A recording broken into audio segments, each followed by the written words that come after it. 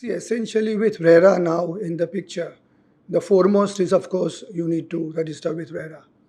Having said that, the prerequisite for any plotted development today is that the land has to be non-agricultural land. So I think when a buyer approaches, at least these two things have to be uppermost in his mind. The layouts, these are areas which are outside the corporation, by and large, when you talk of outskirts.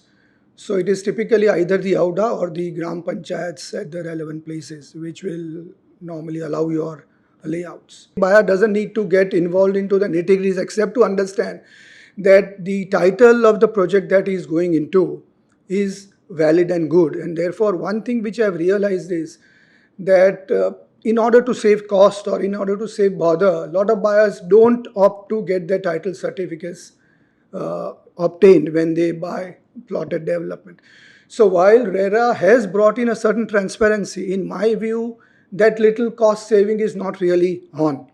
And one should get a lawyer, verify the title and give you a report. For instance, let me tell you, there are certain schemes where you later on find that there is a gas pipeline going under the land. Or you find that there is some overhead electricity wire. Also, for instance, there was a time when around Nal Sarovar, there was a lot of hue and cry about environmental concerns, which meant that while you could buy a plot, you possibly couldn't construct. Now, all these things keep on changing, and therefore, for a lay buyer to be able to be up to date on this, I don't expect. So the best thing is, of course, ask your developer or the builder the right questions and get a title certificate verified.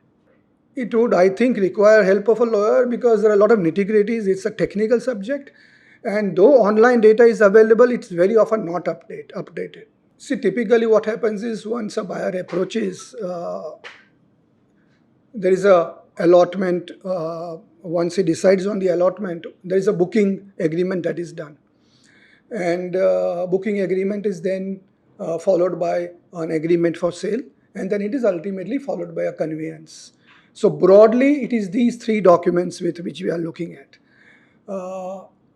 The buyer needs to appreciate very often that the land which is shown to be sold to him is not possibly the land that is going to come to him.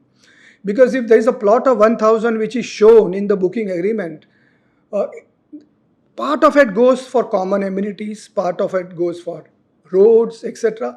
And therefore, there is this concept of netting that effectively you end up getting 25 or 30% less.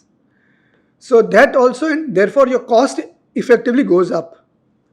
So that is one thing that the buyer must clearly know, that when he goes for a plot of 500 square yards or 1,000 square yards, what is he actually going to end up with? So that is one. Two, as I said, these three documents, and of course then proper receipts for all payments, etc.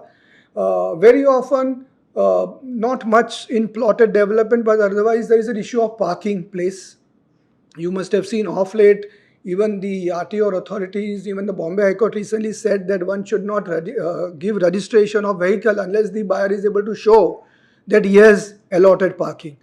So maybe if that is one concern, one has to see whether the agreement or the booking agreement clearly reflects allocated parking for the buyer. That would depend on the local FSI, and there are different zones, the zone 1, zone 2, etc. So therefore, the zone requirements will dictate as to the extent of construction that you do. And depending upon the authority that you answer to, whether it is the corporation or it is Auda or the Gram Panchayat, there would be specific rules which will require you to obtain permissions, and you'll have to maintain margin requirements.